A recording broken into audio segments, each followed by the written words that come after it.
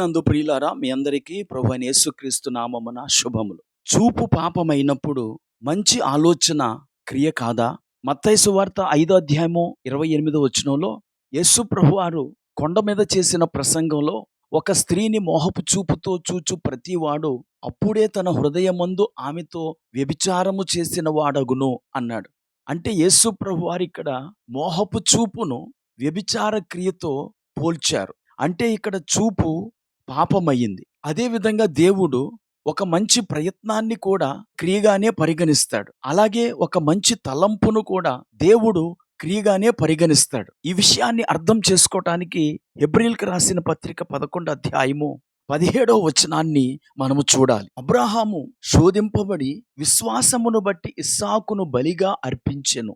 అబ్రాహాము ఇస్సాకును బలి ఇవ్వలేదు, కానీ ఇచ్చినట్లుగానే దేవుడు పరిగణించాడు. ఎందుకంటే దేవుడు అడిగినట్లుగా ఆదికాండము 22 అధ్యాయము 12వ వచనంలో అబ్రాహాము ఇస్సాకును బలి ఇవ్వటానికి సిద్ధపడిపోయాడు. దేవుడు ఆపాడు గాని, లేకపోతే అతడు ఇచ్చి ఉండేవాడే.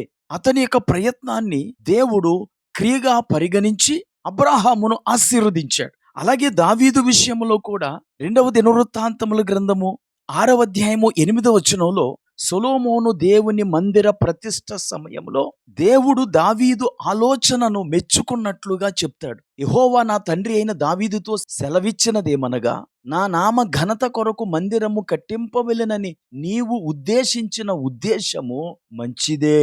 ప్రియులారా, దావీదు మందిరం కట్టాలని కోరిక కలిగి ఉన్నాడు. ఆ కోరికను బట్టి అతడు మందిర నిర్మాణం కొరకు ధనాన్ని, బంగారాన్ని సమస్తమును సమకూర్చాడు. దేవుడు మందిరాన్ని కట్టినట్లుగానే పరిగణించి దావీదు కుటుంబాన్ని ఆశీర్వదించాడు. ప్రియులారా, ఈ విషయములను బట్టి మన జీవితంలో మనకు గల మంచి ఉద్దేశమును మనము దానిని చేయలేకపోయినా దేవుడు దానిని క్రియగానే పరిగణిస్తాడు. మనము ప్రభువును సంతోషపెట్టడానికి ఏదైనా చేయాలనుకున్నాం, కానీ అది చేయకుండా అనేక ఆటంకాలు వచ్చాయి. మనము ఆ పని చేయలేకపోయాం. ఇప్పుడు దేవుడు దానిని ఆ మంచి కార్యము చేసినట్లుగానే పరిగణించి మనలను దీవిస్తాడు. ఒక ఆమె యేసు ప్రభువారు నమ్ముకుంది.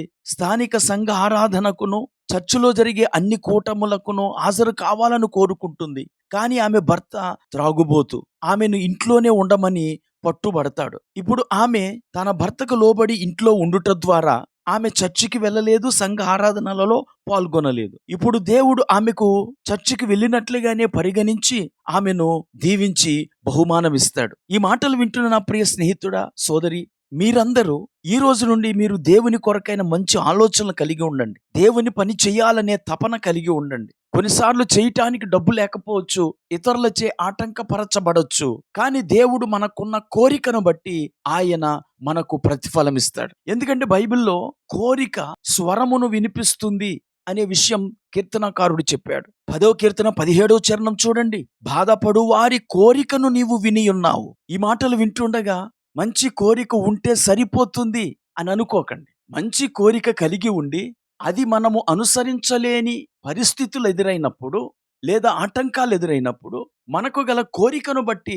ప్రభు మనలను దీవిస్తాడు అన్నానే గాని జస్ట్ కోరిక కలిగి ఉంటే చాలు అని నేను బోధించటం లేదు. ఈ మాటలు వింటున్న ప్రియ స్నేహితుడా, సోదరి, నీకున్న మంచి కోరికలు పరిగణించబడి నీకు ఆశీర్వాదాలు తెస్తాయని తెలుసుకొని మంచి కోరికలు కలిగి జీవించండి.